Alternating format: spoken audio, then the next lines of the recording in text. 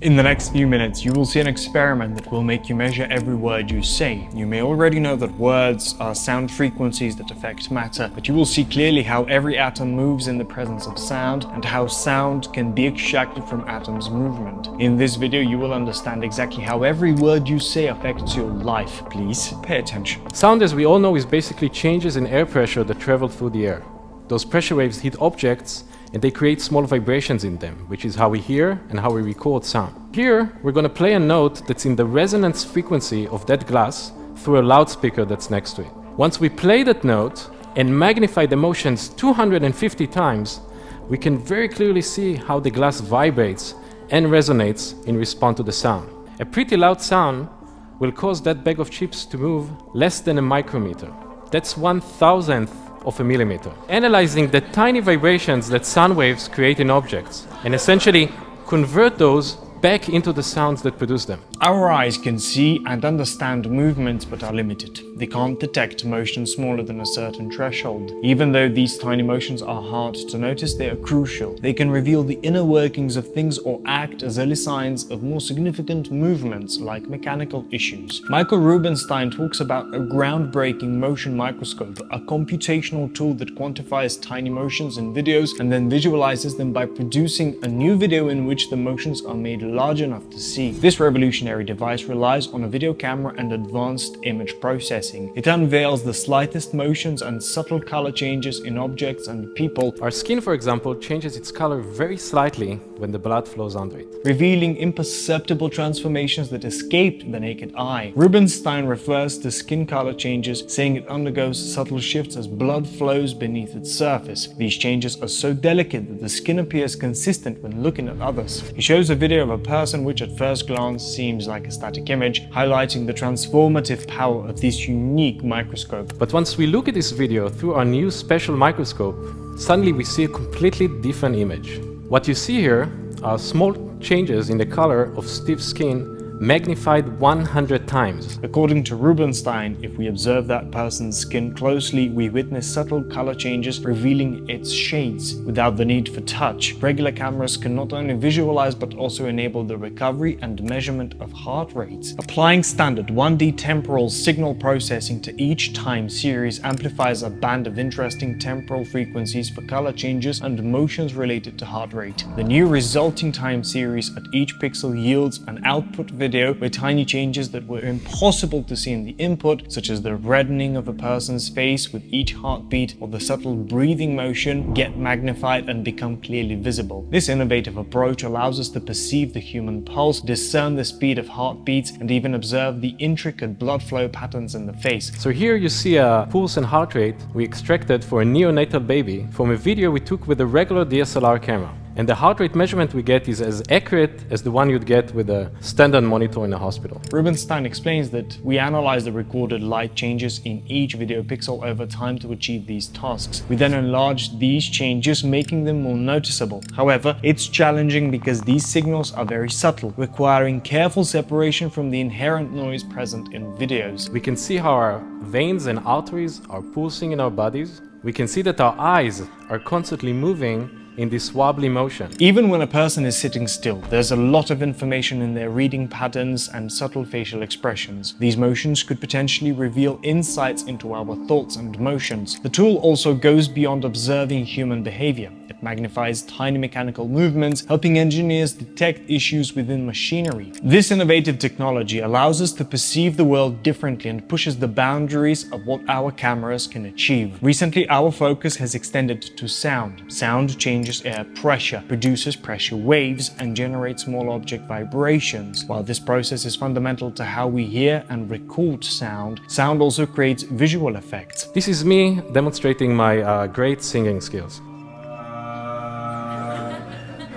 And I took a high-speed video of my throat while I was humming. Again, if you stare at that video, there's not too much you'll be able to see. But once we magnify the motions 100 times, we can see all the motions and ripples in the neck that are involved in producing the sound. In an experiment, a wine glass is filled with a video camera while nearby speaker plays its resonant frequency. The induced vibrations are too small and fast to be seen with the naked eye. Filming with very short exposure times leads to temporal aliasing, making the rapid vibration look like one occurring. A nearby loudspeaker plays a note that resonates with the glass frequency. After playing and magnifying the motions 250 times, we can vividly observe the glass vibrating in response to the sound. This unusual phenomenon sparks an intriguing idea. What if we could reverse this process? By analyzing the small vibrations induced by sound waves in objects, scientists may be able to recover sound from video footage. It's not an everyday observation, but it opens up exciting possibilities. So here's an empty bag of chips that was lying on a table, and we're gonna turn that bag of chips into a microphone by filming it with a video camera and analyzing the tiny motions that sound waves create in it. So here's the sound that we played in the room.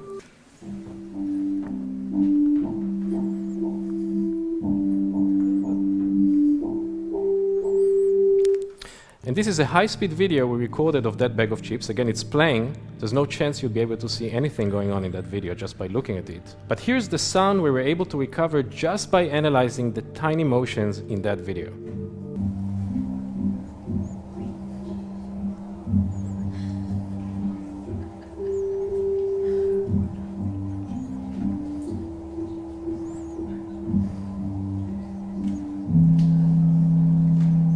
A powerful sound can induce movements in a bag of chips less than a micrometer, equivalent to 1000 millimeters. These incredible minute motions are now detectable by observing how light reflects off objects and is captured by cameras. This breakthrough allows us to extract sound from objects like bags of chips and unconventional sources such as plants. For instance, we can capture and recover speech from a video recording of a speaker in a room, showcasing the remarkable capability of this technology.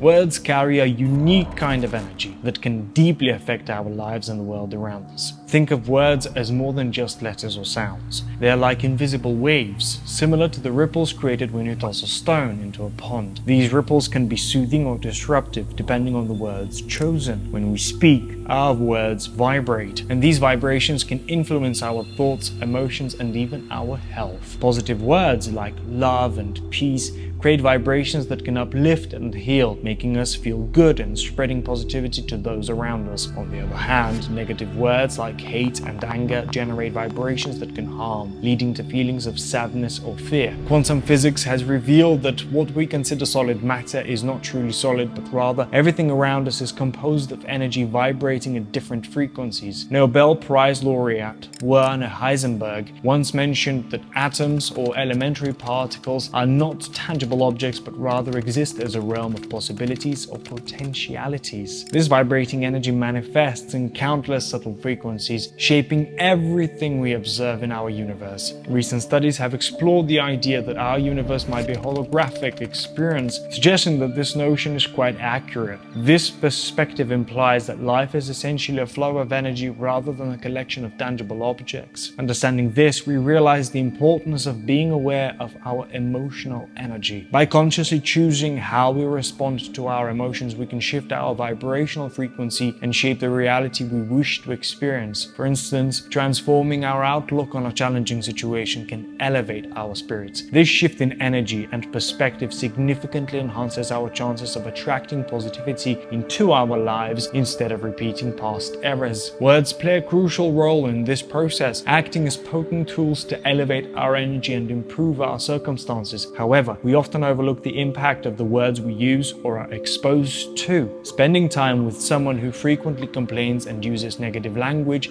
can quickly drain our energy. Therefore, it's vital to be mindful of our words, recognizing their immense influence on our vibrational state. Choosing your words carefully to foster a more positive and empowering environment. In the 1990s, Japanese researcher Masaru Emoto conducted groundbreaking experiments highlighting the impact of words on energy. He discovered that pure water, when frozen, forms exquisite ice crystals reminiscent of snowflakes when observed under a microscope. Conversely, Contaminated water or water with additives like fluoride does not form such crystals when frozen. Emoto's experiments involved placing pure water into vials labeled with negative phrases such as "I hate you" or "fear," which after being frozen resulted in misshapen, discolored clumps rather than delicate crystals. In contrast, labeling vials of polluted water with positive words like "I love you" or "peace" led to the formation of beautiful hexagonal crystals. These findings, suggesting that the energy from words can alter physical structure, are documented in Emoto's book series, starting with the hidden messages in water, showcasing compelling before and after images of the water crystals. Emoto further explored the power of words through another experiment with cooked rice, placing rice in 2 jars labeled "Thank you" and "You fool," and exposing them to daily verbal expressions from students. He observed the negatively addressed rice turn into a black, gelatinous substance, whereas the rice receiving gratitude remained fresh. This experiment is another testament to the profound impact words have, detailed in Emoto's publications. Daily, we may carelessly utter negative statements about ourselves, not realizing the detrimental energy these words carry. Emoto chose water for his experiments because sound vibrations travel faster through water than air, and considering our bodies are over 70% water, the negative vibrations of our words can resonate within us at a cellular level. Ancient texts say life and death are in the power of the tongue, a statement that Emoto's work suggests is not merely metaphorical. Our habitual use of negative language can reinforce and amplify its impact due to the brain's learning mechanisms, which rely on repetition and pattern recognition. This repetition not only affects memory and learning, but also our perception of truth through the illusion of truth effect, where repeated exposure to a statement increases its perceived validity regardless of its accuracy. This principle underlies the power of repetition in shaping beliefs and perceptions, emphasizing the importance of being mindful of the words and messages we repeatedly expose ourselves to, as they can significantly influence our self-image and worldview. Next, you will see Michael Tellinger talking about the power of sound and vibration. Pay attention to what follows. Your mind will be blown. Everything has its own specific frequency, as we mentioned before. Prime resonance frequency. Everything vibrates at its own frequency. That's how we can manipulate things with frequency, and sound and resonance all comes to the same thing when you start breaking it down. Sound and resonance are also the common links of all creation. In Christianity, we have the word, we have the Om in Hinduism, the Egyptians that sang the universe into creation, and my favorite, the Aboriginals that believe the world was sung into creation with 3 sacred songs, or brought into creation with 3 sacred songs, which is the equivalent to the Holy Trinity. And we start seeing the whole important structure of music and resonance and chord structures, harmonic resonance in music. We get the 6 days of creation very obviously become visible in sacred geometry, and the 6 aspects of Om show us cymatic patterns, and the 6 aspects of the all-seeing eye of Horus show us 6 very obvious resonating ratios that tell us that all these ancient cultures understood sound, resonance, and frequency, and it's encoded in all the things that they did. Sound is the source of all creation, and it's all about coherence and harmonic resonance. Even in our bodies, if the cells of our body are not in coherent harmonic resonance, our cells are in disease, and that's why we get sick. And if we're not resonating with the earth frequencies, the natural earth frequencies of Gaia, we are in disease with the Mother Earth that we live on and walk on, and that's why we get sick. Hans Jenny's beautiful documentary called Cymatics in the 60s will show you exactly how sound is pretty much behind everything in creation. We've already looked at sound manifesting in physical form. This is the quickest and easiest way for us to comprehend, once again, how this untouchable, invisible thing called sound can manifest in physical form. That little thing on the metal plate, with the sand on the metal plate on that video. That's just probably the quickest way for us to say, okay, sound can manifest physical shapes. And sound also inspired religious symbols, because the guys that created the religious symbols know all this stuff. These guys knew all this stuff, and they know they're all connected to the ancient bloodlines. And some of these beautiful images of the cymatic patterns, when you drill into it, you get that perfect perfect cross inner circle of the source of the sound. And that's it. The source of the sound is this beautiful cross inner circle, and this is why most of the religious movements have the cross inner circle as their symbol, recognizing that the source of everything in creation is sound, the sound of the Creator. Sound and resonance that does everything you can imagine. Creates light, levitates, boils water, creates DNA. Sound heals and destroys pathogens, moves beyond the speed of light. And we have hypersound and laser and Saser technology, not laser, sound lasers, Saser. Sound makes things invisible, energizes the water we drink, so the water actually heals us, and it also energizes the air that we breathe so that we can actually survive from the air that we breathe. Otherwise, we would not survive from the air that we breathe if it wasn't for sound. And very importantly, sound is the precursor to electromagnetism, not the other way around. Sound causes electromagnetism. This is a big one for us to come to terms with. Ancient civilizations understood all this, and they used sound and frequency as a source of energy in every possible way. They used sound and frequency to control humanity, and it seems that they were focusing for some reason on our pineal gland. They had to destroy our pineal gland, and the more you study this, the more you realize why that was critical, because it seems that our pineal gland was that third eye so many of us are aware of, or we keep calling it our third eye, that connected us to everything in creation and allowed us to pick up the frequencies and the invisible, untouchable, unfathomable stuff through the third eye and actually be able to communicate telepathically with everything and everyone and interact not only with other beings, with other entities and beings and animals and trees and rocks because of our third eye. That thing there is the magic part of our body and our anatomy that's been completely destroyed. It seems from all these images that they took a lot of time and effort to destroy our pineal gland, and they continue to do so today, as you are aware of. And they used cone-shaped tools to do this. This is a key thing here. Clearly see the cone-shaped tools, and this is a repetitive theme all the time, and the pineal gland, and also by the look of it, the DNA, that is obviously the code that creates the pineal gland in our anatomy eventually, and sound and frequency. Notice the magnetic wrist watch here, and I'm giving the game away here because I'm telling you what that is. There is a cone. This guy's holding a cone in his hand, very important cone-shaped tool that he's doing some function with. And there's another cone here on his arm. At first you think, oh, it's just an interpretation of the guy's muscle. No, it's a cone. It's a perfect cone that feeds into this magnetic wristwatch. And you'll know why that's a magnetic wristwatch very soon. And the same kind of control through using frequency and sound and magnetism and electromagnetism that was used in ancient times, the all-seeing eye of Horus, it's still being used by the broadcast companies today. It's encoded in their logos. It's everywhere around us, but we're just too blind to see it. Sound as a tool and technology, very important. Sound creates light. Even this, you attach a LED light to a speaker and you put a speaker in a noisy place, you light the little LED up. That's spectacular. So it works both ways, light and sound. Every sound frequency has a light frequency, and every light frequency has a sound frequency attached to it. Corey Good, in a recent interview, said that he was in some giant underground cavern somewhere, and there was this invisible source of light. And when he asked, where does the light come from? He was told the light was being created by the sound. In Egypt, the ankh was used for healing. That's just a resonating device, sound frequency resonating for healing. The Native American medicine wheel is clearly just a cross in a circle as a source of all things, so from sound to heal people. Royal Rife, the man who cured all disease in 1931, he did that with sound and resonance and frequency. Spectacular achievement in curing cancer in the wards. This is his handwritten book that I had the privilege of seeing. It's in a private library in Sedona, Arizona. There's about 700 pages in there, I think, and they are page after page with his own handwritten frequencies for all the different diseases. One of my biggest, most exciting obsessions at the moment, and if there are people in this room that can do this, please go away and do this. You know that honey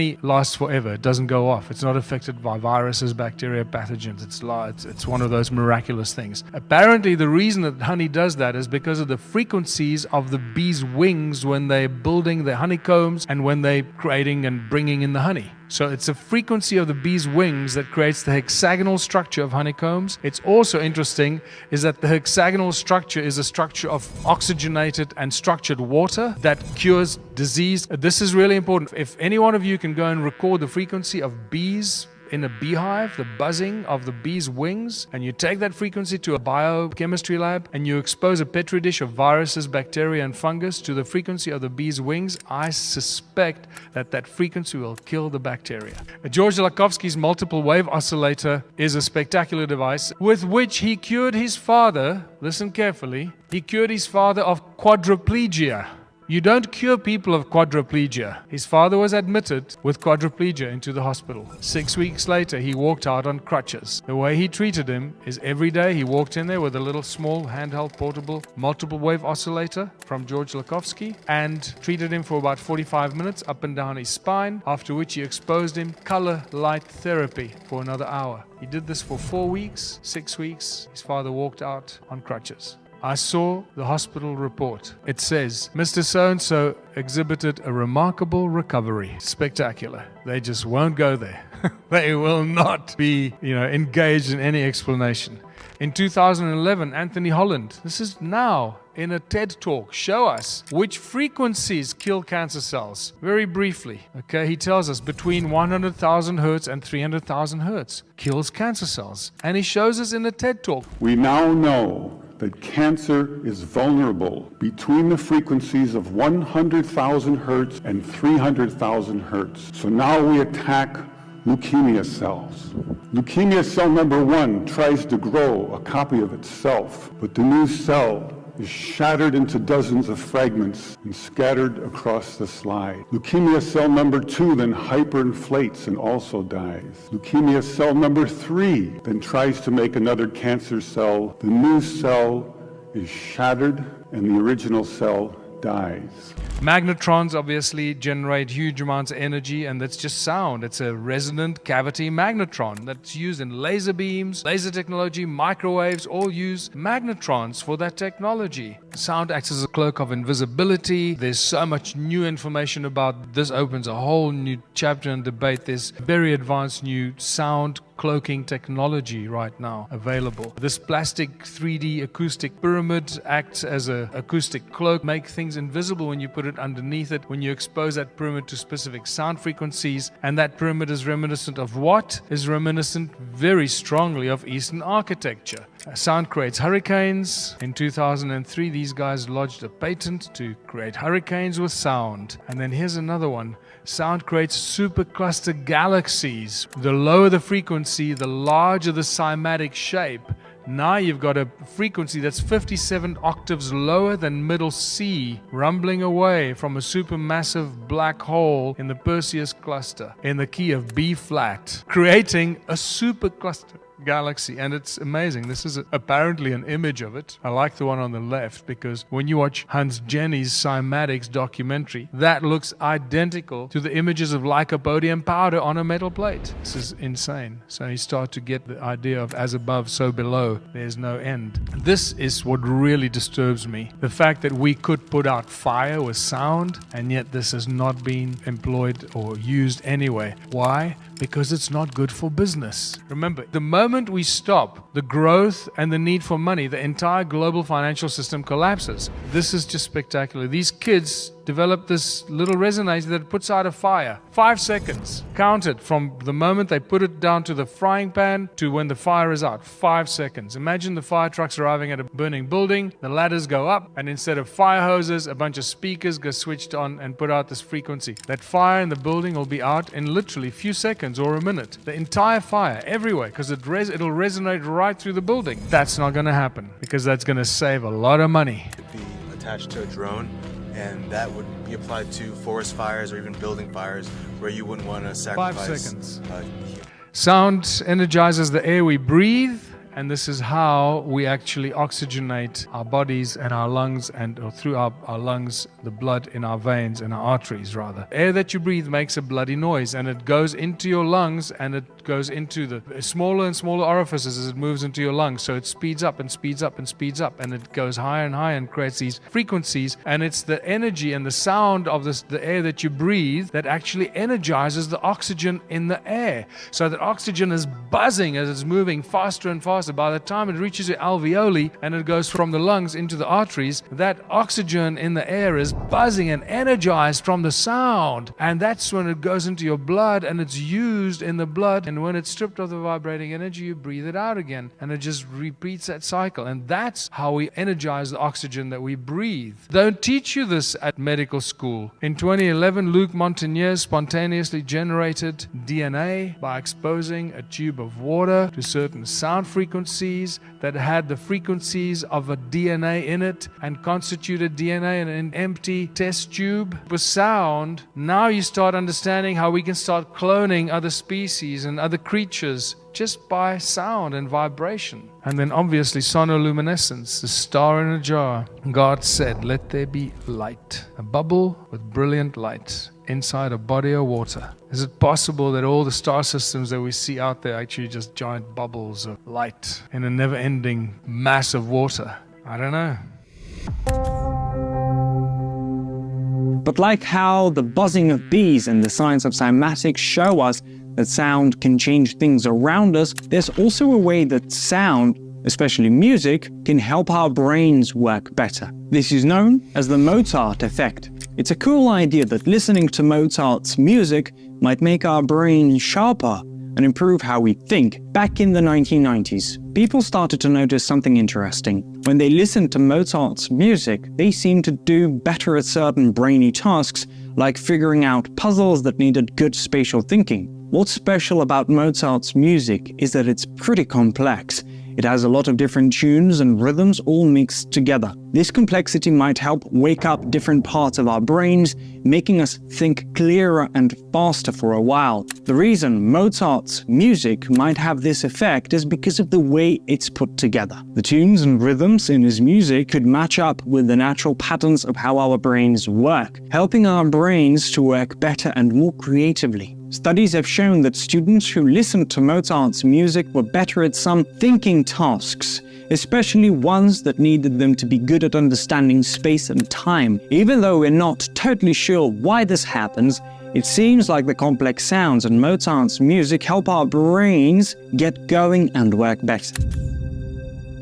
Continuing from the Mozart effect, there's another fascinating aspect of how sound can influence our brains, the power of the 40 Hz frequency. Neuroscientist Andrew Huberman has brought forward a fascinating recommendation for those looking to enhance their focus and cognitive performance. He suggests listening to a 40 Hz frequency for about 30 minutes before engaging in activities like working, studying, or any task that requires significant mental effort. This advice is rooted in the understanding of how specific sound frequencies, particularly 40 Hz, can positively influence the brain's functioning. The 40 Hz frequency falls within the gamma wave range of brain activity. Gamma waves are associated with high-level brain functions such as information processing, attention, memory, and problem-solving. Huberman's recommendation is based on the idea that exposure to 40 Hz sound can prime the brain, setting it up for optimal performance. Listening to this frequency for a period before starting mentally demanding tasks is thought to stimulate the brain's neural networks, enhancing focus and clarity of thought. The 40 Hz sound works by aligning the brain's electrical activity into a more coherent and synchronized pattern,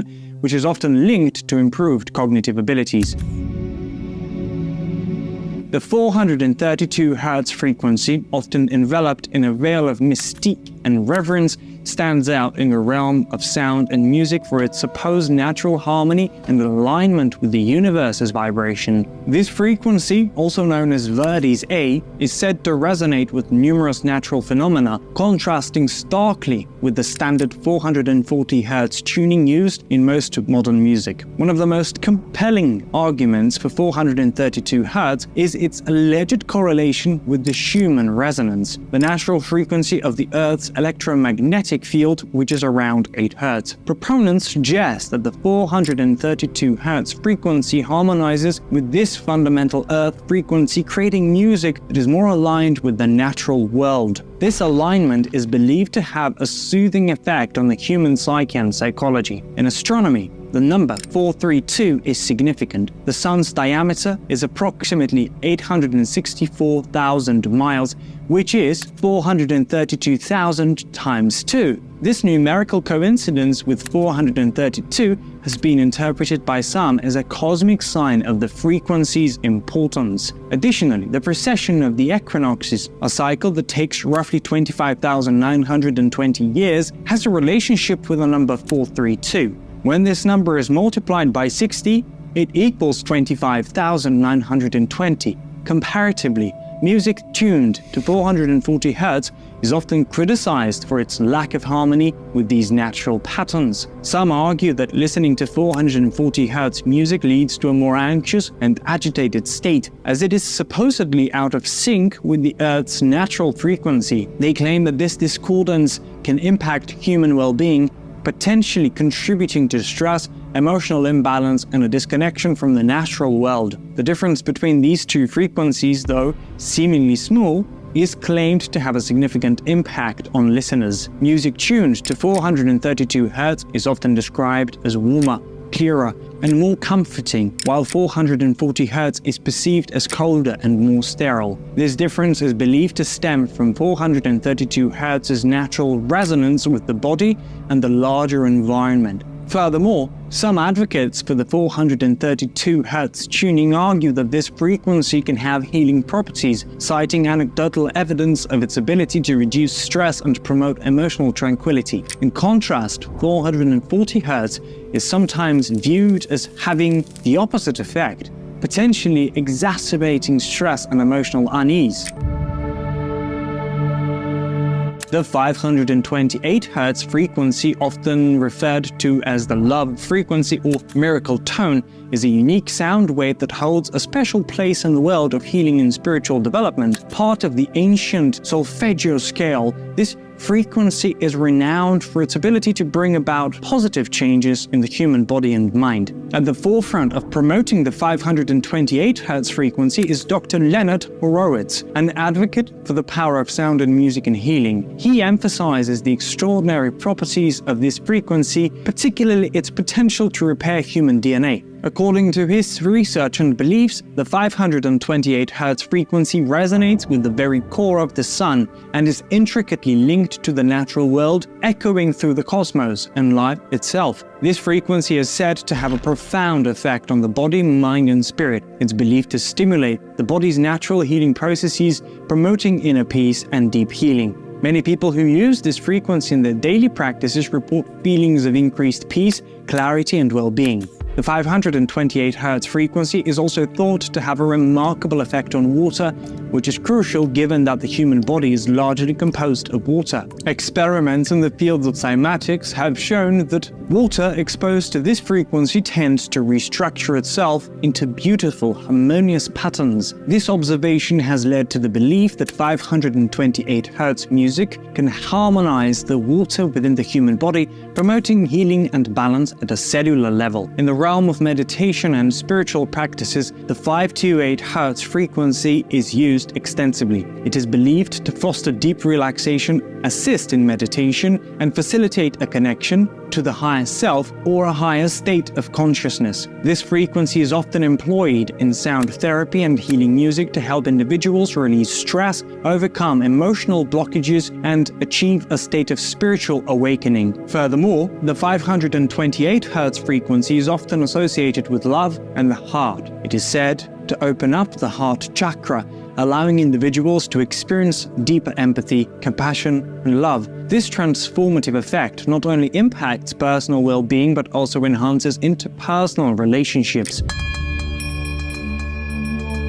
The solfeggio scale, of which the 528 Hz frequency is a part, is an ancient musical scale used in sacred music and chants. This scale comprises 6 frequencies, each believed to have its own unique healing properties. These frequencies are 396 Hz, 417 Hz, 528 Hz, 639 Hz, 741 Hz, and 852 Hz. Each frequency on the solfeggio scale is thought to have specific attributes and has been used in various forms of therapy and spiritual practices. 396 Hz frequency is associated with liberating guilt and fear, helping individuals overcome these feelings and find inner peace. It's often used in healing music to facilitate emotional releases and create a sense of safety and security. The 417 Hz frequency is said to facilitate change and help bring about positive shifts in life. It's believed to cleanse traumatic experiences